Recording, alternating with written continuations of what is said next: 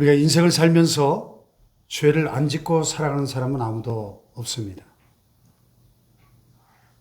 우리는 죄의 본성이 깃들어 있는 육체를 가지고 있고, 그러기에 유혹 앞에 약하고, 유혹 앞에 굴복하고 넘어져서 언제든 죄를 지을 가능성이 있습니다. 죄성이 우리의 본능이기 때문에 인간이라고 한다면 누구든지 죄의 유혹을 받을 때 죄의 강한 본능에 이끌려서 범죄하고 실수하는 삶을 살 수 있다 하는 것입니다. 오늘 본문의 주인공 다윗도 그랬습니다. 사실 성경의 많은 인물들 가운데 다윗처럼 영성이 탁월한 사람이 또 있을까? 그런 생각을 하게 됩니다. 요즘 새벽마다 쭉 시편을 1편부터 다시 지금 이렇게 묵상하고 있는데요. 생명의 삶의 순서에 따라 참 이 다윗의 시들을 보면 그는 하나님을 깊이 만났던 사람이고 그의 그 시편들 속에 깃들어 있는 그의 그 깊은 영성을 우리가 느낄 수 있습니다. 한마디로 다윗은 하나님의 마음에 합한 사람이라고 하나님이 직접 인정해 주셨지 않습니까? 사실 허물 많은 우리 인간이 하나님의 마음에 쏙 들기가 쉬운 일이 아닌데, 그러니까 다윗이 정말 얼마나 탁월한 영성의 소유자였는가 하는 것입니다. 그러나 죄의 유혹 앞에 다윗은 굴복해서 범죄하고 말았습니다. 어떤 죄를 지었죠? 오늘 표제어에 명시가 되어 있죠. 다윗이 밧세바와 동침한 후 선지자 나단이 그에게 왔을 때 지은 시라고 되어 있습니다. 사무엘하 11장에 보면 다윗이 어떻게 이런 간음죄를 짓게 되었는가 그 과정이 자세하게 나와 있죠. 무슨 에로 영화의 한 장면을 보는 것 같아요. 어느 날 다윗이 한가롭게 낮잠을 실컷 자고 해질 무렵에 침상에서 일어나서 왕궁의 옥상을 거닐고 있는데 옥상을 거니던 다윗의 눈에 뭐가 보였어요? 여인이 벌거벗고 목욕하는 모습이 들어왔습니다. 그런데 다윗이 보기에 너무 아름다워 보였다. 성경은 이렇게 기록하고 있습니다. 다윗이 즉시 신하를 보내서 그의 누구인지 알아오게 합니다. 알고 보니까 그는 자신의 충성스러운 신하 우리아라고 하는 장군의 아내 밧세바였습니다. 다윗은 사람을 보내서 그 여자를 자기에게 데려오게 하고 더불어 동침을 한 후에 여자를 집으로 돌려보냅니다. 그런데 어느 날 밧세바가 사람을 다윗에게 보내서 내가 당신으로 말미암아 임신했습니다. 정가를 보내옵니다. 다윗이 그 소식을 전해 듣자 이 죄를 어떻게 무마시킬 것인가 하는 방법을 찾기 시작합니다. 그래서 전쟁터에 나가 있던 밧세바의 남편 우리아를 전쟁터에서 불러들이죠. 그리고 우리에게 이렇게 말합니다. 아, 그동안 참 고생이 많았지? 집에 돌아가 좀 며칠 푹 쉬고 휴가를 즐겨. 지금으로 말하면 군대에 특별 휴가를 준 거예요. 왜 그렇게 했을까요? 자기 때문에 밧세바가 임신한 게 아니라고 하는 그 사실 감추기 위한 계략이죠.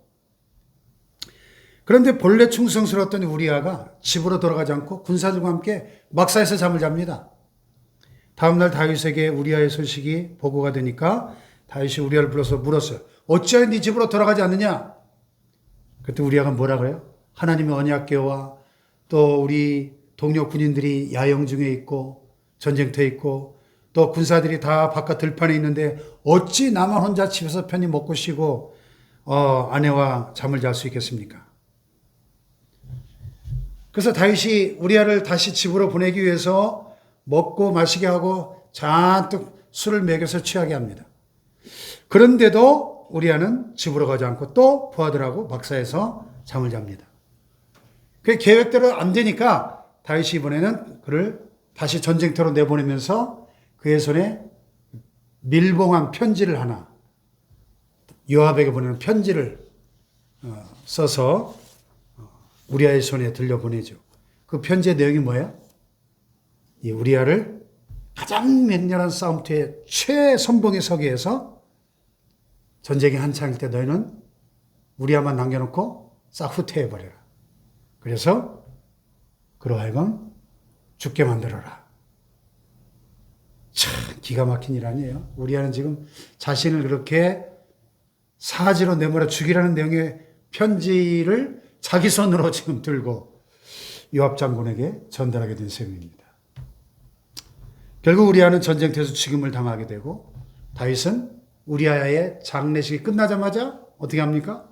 바세바를 왕궁으로 데려다가 자기 아내로 삼습니다. 자, 성경은 이러한 다윗의 모습에 대해서 놓치지 않고 예리하게 지적하고 있죠. 사무엘하 11장 끝절에 보면 27절에 다윗이 행한 그 일이 여호와 보시기에 악하였더라. 여호와 보시기에. 아니 우리가 보기에도 이 다윗의 죄가 얼마나 이 죄질이 고약합니까? 얼마나 지금 다윗이 악하고 못된 죄를 지은 겁니까? 허물만 우리가 볼 때도 그런데 하물며 거룩하시고 공의로우신 하나님 보시기에 이 다윗이 저지른 이 죄는 얼마나 악한 죄였겠습니까? 이 대목에서 우리는 다시 한번 옷깃을 여미고 우리 자신을 돌아보지 않을 수가 없어요. 이렇게 믿음이 좋고 탁월한 영성을 가졌던 다윗조차도 그렇게 하나님을 뜨겁게 사랑하고 하나님의 마음에 합한 사람이라고 하나님이 칭찬하실 정도로 그런 탁월한 영성의 소유자였던 다윗조차도 그 연약한 인간의 약점을 극복하지 못하고 유혹 앞에 넘어져서 결국 그 끔찍한 간음죄와 살인죄까지 저질렀다 하는 이 사실 앞에 여러분 두려움이 생기지 않습니까? 겸해지지 않을 수 없는 거예요. 그런 즉 선절로 생각하는 자는 넘어질까 조심하라. 바울이 그랬죠. 한 걸음 더 나가서 다윗이 지금 그 죄를 숨기고 있었습니다. 어느 날 다윗에게 하나님 보내신 선지자 나단이 찾아와 가지고 처음에는 비유를 들어서 이렇게 빙 둘러서 이야기하죠. 그래서 다윗으로 하여금 스스로 자기의 잘못을 깨닫도록 이렇게 유도를 합니다. 그러다가 마지막엔 돌직구를 날리죠. 당신이 바로 그 사람입니다. 다윗의 죄를 지적합니다. 그때 다윗이 어떻게 합니까? 왕좌에 앉아있다가 왕좌에서 내려와 땅바닥에 무릎을 꿇고 자기 죄를 시인하고 회개합니다. 바로 이때 다윗이 지었던 회개시가 오늘 보면 시편 51편이죠. 한마디로 다윗은 회개와 회복의 은혜를 깊이 경험한 사람입니다. 오늘 우리에게도 이러한 회개가 요구되고 있지 않습니까? 오늘 이 시대를 바라볼 때 참된 회개를 통한 진정한 회복의 은혜가 절실하게 필요한 시대가 아닐까. 그런 생각을 하게 되지 않습니까? 오늘 이 시간 이 말씀을 통해서 저와 여러분에게 회개와 회복의 은혜가 임하기를 축복합니다. 그러면 과연 회개와 회복의 은혜를 경험하기 위해서 어떻게 해야 될 것인가? 다윗에게서 우리는 교훈을 얻게 됩니다. 첫째로 자신의 죄를 솔직하게 인정할 수 있어야 됩니다. 다윗은 하나님께 자신의 죄를 솔직하게 인정합니다. 여러분, 죄를 인정하는 것이 은혜인 줄 믿습니다. 네, 다윗을 보세요. 오늘 본문 1절로 4절에 보면 1인칭 대명사가 계속 반복됩니다. 그죠? 하나님이여 주의 인자를 따라 내게 은혜를 베푸시며 죄의 많은 긍휼을 따라 내 죄악을 지워주소서. 2절 나의 죄악을 말하게 씻으시며 나의 죄를 깨끗이 지하소서. 물론 나는 내 죄과를 아오니 내 죄가 항상 내 앞에 있는다. 내가 주께만 범죄하여. 내가, 내 죄가. 무슨 얘기입니까? 거듭 자신의 죄를 인정하고 있는 거예요. 여러분 회개가 뭡니까? 회개는 무엇보다 내 죄를 인정하는 것입니다. 시인하는 것입니다. 다윗은 하나님 앞에 자신의 죄를 시인하는 것을 부끄러워하지 않았습니다. 물론 다윗도 회개하기 전에는 처음에는 간음죄를 범하고 난 뒤에 시인하지 않고 은폐하려고 했죠.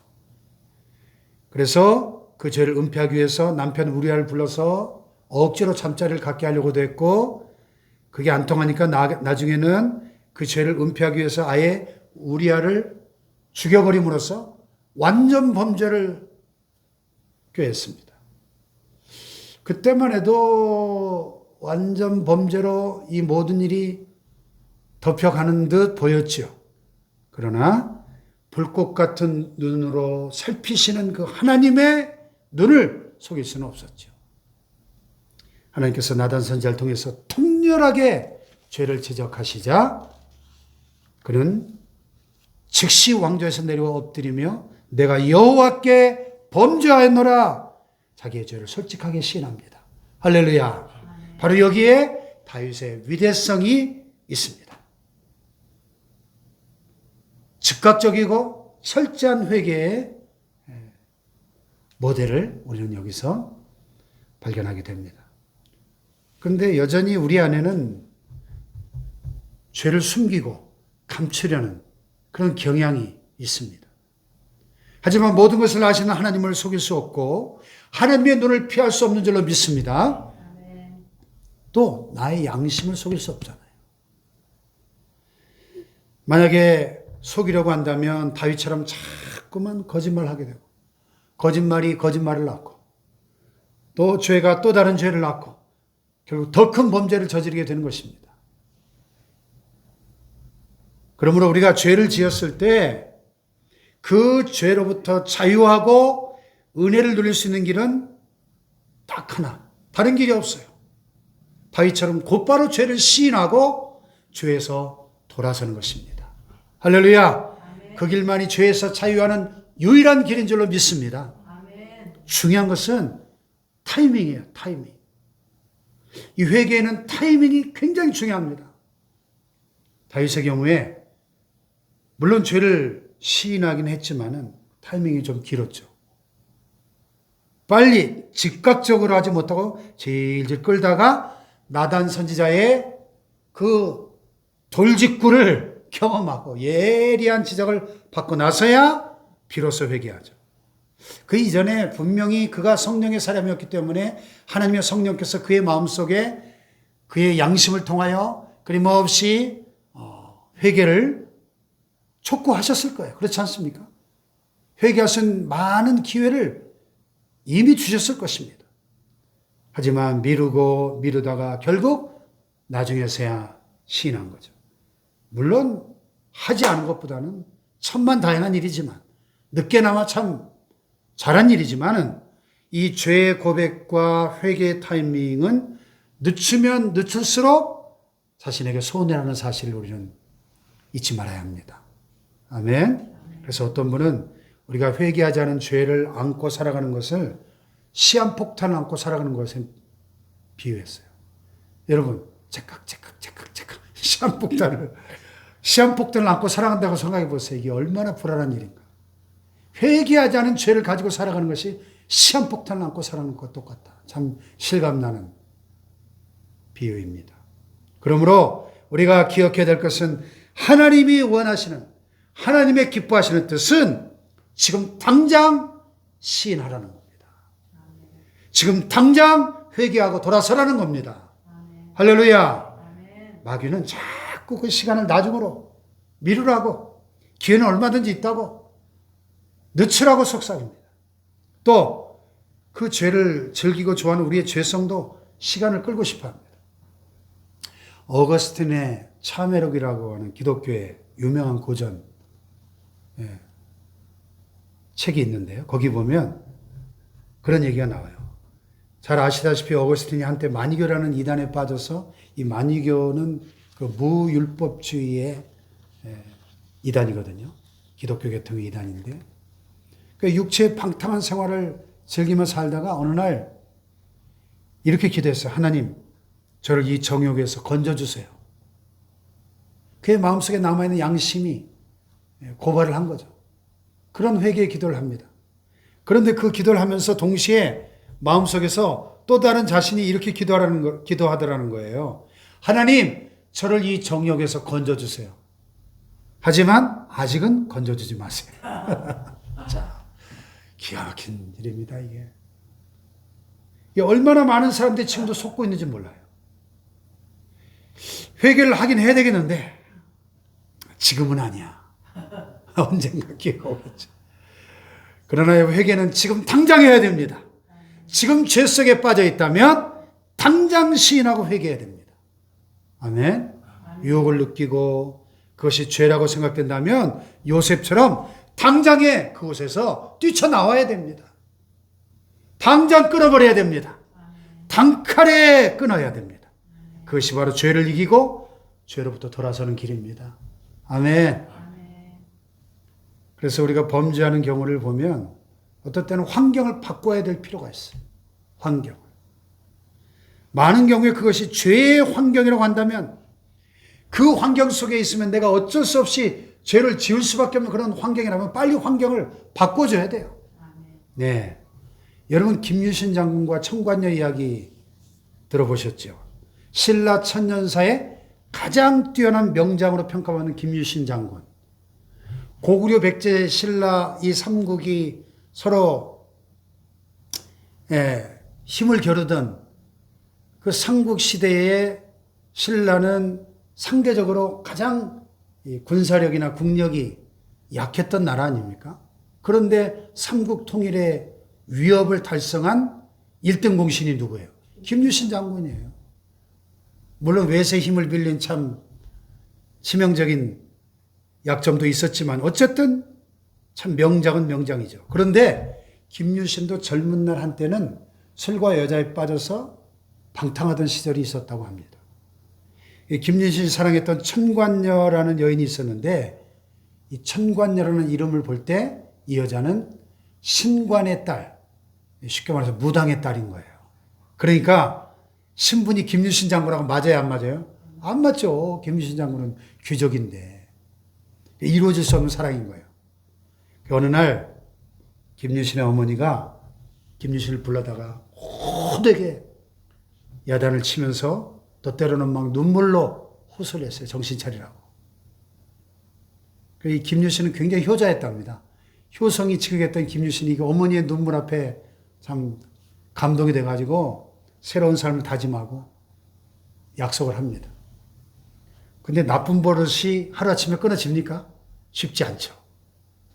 어느 날 김유신이 그날도 술에 잔뜩 취해가지고 그의 사랑하는 에마를 타고 집으로 가는데 말 위에서 졸면서 집으로 가고 있는데 그를 태우고 가던 이 에마가 언제나 늘 그랬듯이 청관대 집 앞에 떡 김유신을 세워놓는 겁니다. 이 에마가 얼마나 명마입니까? 시키지 않아도 완전히 이거 자율주행 자동차 아니에요? 있죠. 예? 김유신이 딱 정신 차리고 보니까 또 청관대 집 앞에 와 있는 거야. 그래서 어떻게 합니까? 칼을 뽑아서 그 사랑하는 에마의 목을 쳐 죽여버렸다는 거 아니겠어요? 다시는 그러한 삶을 반복하지 않겠어요? 유명한 이야기 아닙니까? 죄의 유혹을 물리치려면 이렇게 단칼에 끊어버려야 되는 겁니다. 아멘. 죄를 이기고 죄에서 돌이키기 원한다면 지금 당장 환경을 바꿔야 돼요. 환경을. 아멘. 자, 이 다윗과 바세바가 간음죄를 짓는 상황을 좀 자세히 들여다보면 우리 안에 왜 죄가 찾아오고 그 죄 앞에 굴복하게 되는지 잘 알 수 있어요.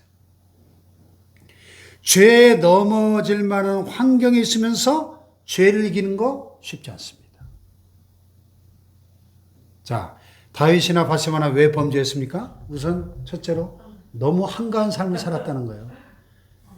다윗이 바세바를 유혹해서 간음할 때 그가 한창 일할 낮 시간인데 낮잠을 늘어지게 자고 늦게 해질 무렵에 일어나서 왕궁 옥상을 거닐었습니다. 바세바도 마찬가지죠. 결국 여러분 이 한가한 삶이 마귀에게도 또 죄에게도 틈을 내주고 말았다는 거예요. 그래서 청교도들의 격언에 보면 게으름은 마귀의 작업장이다. 이런 말이 있어요. 만약 그 시간에 다윗이 전쟁터에 나가서 지휘를 하고 있었다면 그런 죄에 빠질 겨를이 있습니까? 지금 성경을 보면 전쟁이 시작되는 시기였다고 1절에 보면 그렇게 시작되거든요. 그 이야기가. 지금 전쟁할 시기에 용사 중에 용사였던 다윗이 전쟁터에 있지 않고 왕궁에 혼자 남아서 실컷 낮잠을 자고 그렇게 한가로운 시간을 보내니까 그런 유혹이 찾아오더라는 것입니다. 바세바도 마찬가지고요. 자기 일에 몰두하고 있었다면 그런 죄에 빠지지 않았겠죠. 여러분, 우리가 하나님을 위한 일들에 거룩한 일에 바빠지기를 축복합니다. 예수님 안에 우리가 새 사람이 되었지만 여전히 우리 안에 옛사람의 본성이 남아있다는 것을 잊지 말아야 됩니다. 정욕의 본능이 있고요. 육체의 소욕, 육신의 소욕들이 남아있다는 것을 기억해야 됩니다. 그 죄의 본성 때문에 언제든 유혹에 넘어질 수 있다는 사실을 기억해야 됩니다. 아멘. 그러면 우리가 날마다 근신하여 깨어 기도하면서 거룩을 위해 기도하고 거룩한 일에 나 자신을 쳐서 복종시키면서 하나님께 내 삶을 드리는, 그래서 승리하는 새 사람의 거룩한 습관으로 나아가시기를 축복합니다. 네. 혹시 범죄했습니까? 실수했습니까? 넘어졌습니까? 다윗처럼 정직하게 자기의 죄를 시인하시길 바랍니다. 정욕으로 인해 범죄했습니까? 내 욕심 때문에 실패했습니까? 오늘 하나님께서 우리가 정직하게 자신의 죄를 시인할 것을 원하십니다. 아멘. 솔직하게 인정해야 됩니다. 회개와 회복으로 나가는 첫 단계, 나의 죄를 인정하라. 솔직하게 인정하라. 아멘. 두 번째는 회개와 회복의 은혜를 경험하기 위해서 용서를 구해야 합니다. 용서를 구하는 곳에 은혜가 임합니다. 아멘. 본문에 보면 다윗이 하나님께 자기의 모든 죄를 용서해 주시기를 간구하고 있습니다. 용서로 인한 진정한 회복을 구하고 있습니다. 여기 1절에 보면 내 죄악을 지워주소서 이런 표현이 있고요.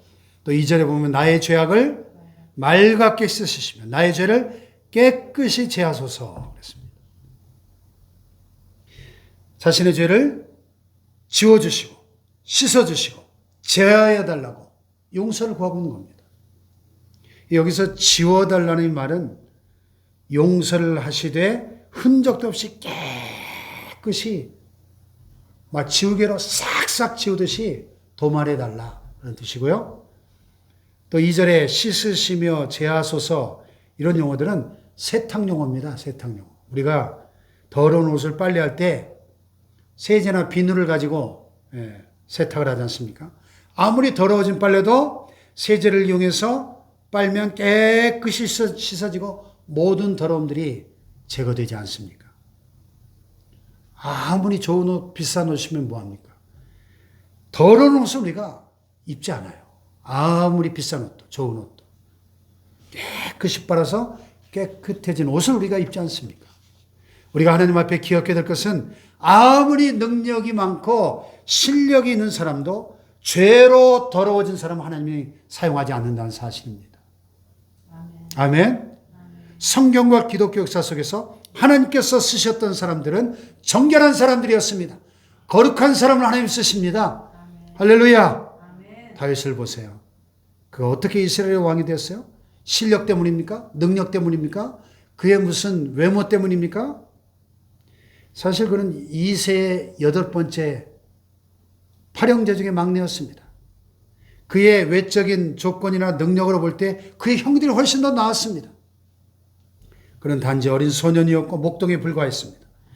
만약에 학력과 지식으로 본다면 이스라엘 나라에 얼마나 더 유명한 학자들이 많았겠습니까?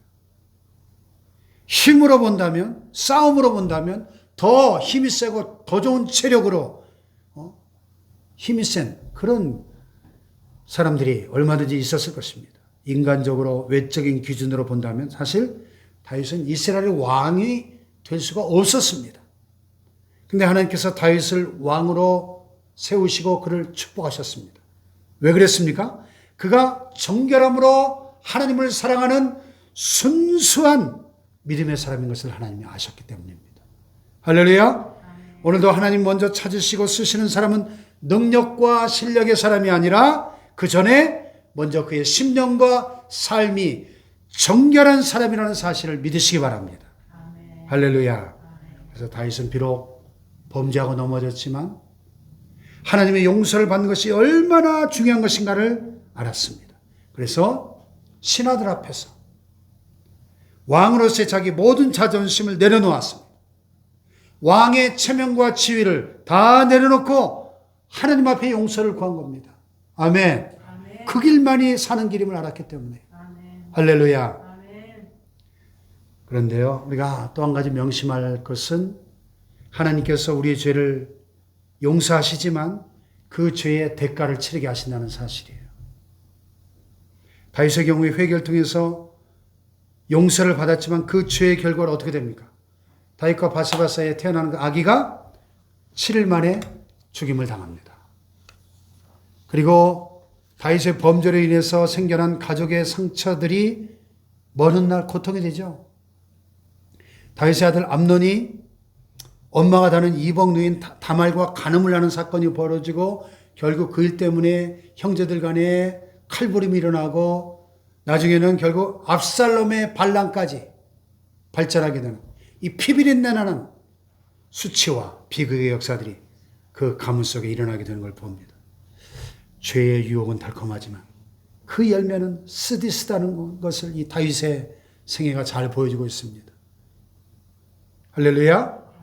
아무튼 그런 가운데서도 하나님은 회개하는 다윗을 용서하시고 이스라엘의 위대한 왕으로 세우시고 축복하신 줄로 믿습니다. 네. 여러분, 우리가 하나님 앞에 나와 용서를 구할 때 하나님이 제일 원하시는 게 뭘까요? 믿음입니다. 믿음.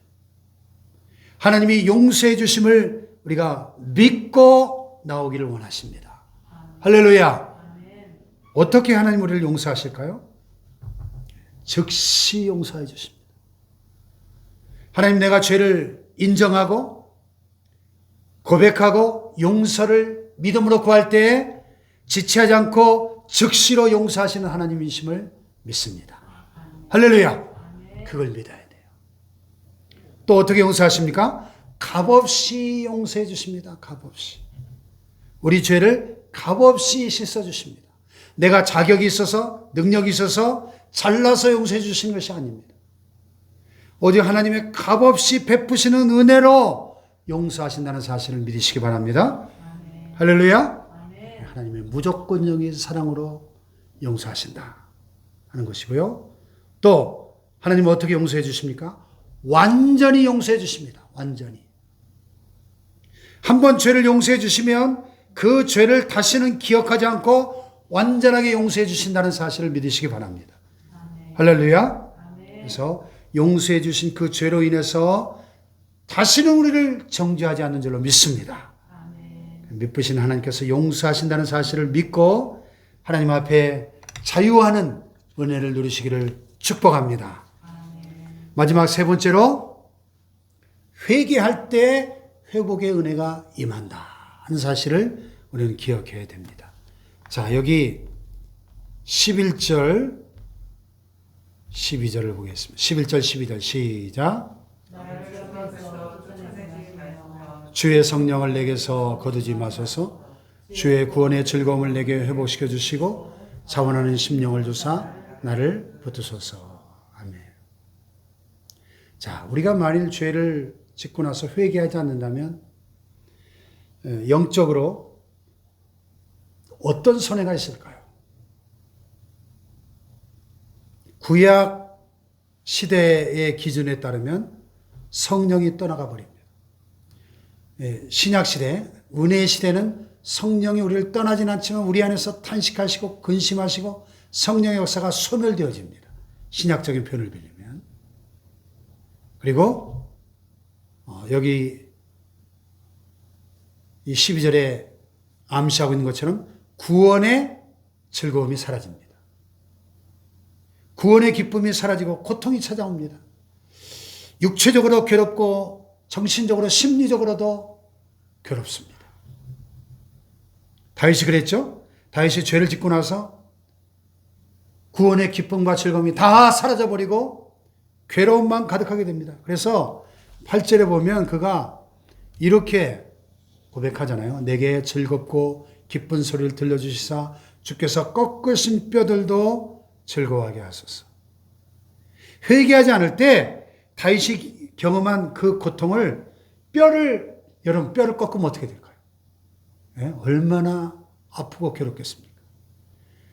다윗은 주께서 내 뼈를 꺾으신 것처럼 괴롭다고 고백하고 있는 거예요. 시편 32편에 보면 3절 4절에 내가 입을 열지 아니할 때 종일 신음함으로 내 뼈가 쇠하였도다. 주의 손이 주야로 나를 누르시오니 내 진액이 빠져서 여름 가뭄에 마름같이 되었나이다. 이렇게 더러워하고 있습니다. 죄 문제 때문에 죄책감이 우리를 짓누르면은 우리의 영혼은 캄캄한 지하 감옥보다 더 깊은 영혼의 감옥에 빠지게 된다. 그 영혼에는 기쁨이 없고 찬송이 없고 그 마음은 황량한 사막과 같이 됩니다. 그래서 그런 사람들의 얼굴을 보면 생명력이 없는 시체처럼 보입니다. 살아있으나 산 게 아니에요. 그래서 여러분 인생은 마치 우리가 운전하는 것과 똑같습니다. 여러분 우리가 운전할 때 기어를 전진 기어에 놓고 악셀레이터를 밟으면 어떻게 됩니까? 차가 전진합니다. 그러나 기어를 후진 기어에 놓고 악셀레이터를 밟으면 어떻게 돼요? 밟으면 밟을수록 차가 뒤로 갑니다. 앞으로 갈 것인가 뒤로 갈 것인가? 그것은 기어를 어디에 놓는가 차이입니다. 여러분 우리 인생의 기어가 뭘까요? 우리의 마음이 우리 인생의 기어와 같습니다. 우리의 마음을 전진 기어에 놓으면 인생은 전진합니다. 그러나 마음을 후진 기어에 놓으면 인생은 후진할 수밖에 없습니다. 오늘 많은 사람들이 어두운 과거에 매여서 인생을 살아갑니다. 과거에 매인 인생은 마치 차를 후진 기어에 놓고 후진하는 그런 사람하고 똑같습니다. 과거의 잘못에 내 마음을 갖다 놓고 후회하고 원망하고 미워하고 증오로 살아가는 사람들이 많습니다. 과거의 상처에 내 마음을 갖다 놓고 분노 속에 살아갑니다. 복수심 속에 살아갑니다. 이미 지나가버린 과거를 곱씹으면서 그 상처받은 감정으로 어제에다가 오늘을 맞춰놓고 살아갑니다. 이 얼마나 어리석은 인생입니까? 그러면 회복이 없어요.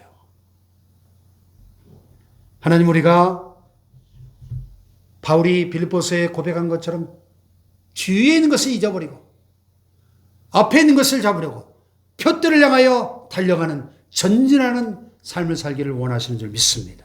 아멘. 할렐루야. 아멘. 네. 어떻게 하면 우리가 뒤에 있는 것을 잊어버릴 수 있을까요? 과거의 상처, 과거의 아픔들 어떻게 하면 잊을 수 있을까요? 새물이 들어오면 헛물은 물러갑니다. 빛이 들어오면 어둠이 물러갑니다. 여러분 상처가 있는 곳에 새살이 차올라올 때 그 흔적이 지워집니다. 우리에게 하나님의 새로운 은혜가 필요한 겁니다. 회복의 은혜가 필요합니다. 할렐루야. 아멘. 우리의 마음이 답답하고 우리의 삶이 답답하고 마치 캄캄한 감옥에 있는 것처럼 어둠 가운데 거하고 있다면 다윗처럼 철저한 회개, 진정한 회개, 즉각적인 회개가 요구되고 있는 것입니다. 그럴 때 회복의 은혜가 임할 줄로 믿습니다. 아멘. 할렐루야. 아멘. 집이 아무리 깨끗하고 좋은 새 집에 살아도 여러분 한 달, 두 달만 청소 안 해보세요. 다 더러워집니다. 구석구석이. 청소하지 않은 집이 더러운 것처럼 회개하지 않은 나의 마음도 내 영혼의 집에 먼지가 쌓이고 더러워질 수밖에 없는 것입니다. 답답하고 기쁨이 없고 의미 없는 무감각한 삶이 되고 말 것입니다. 회개만이 내가 사는 길이요 회복의 길인 줄로 믿습니다. 회개와 회복의 은혜가 오늘 우리 모두에게 충만하기를 주의 이름으로 축원합니다. 축원합니다.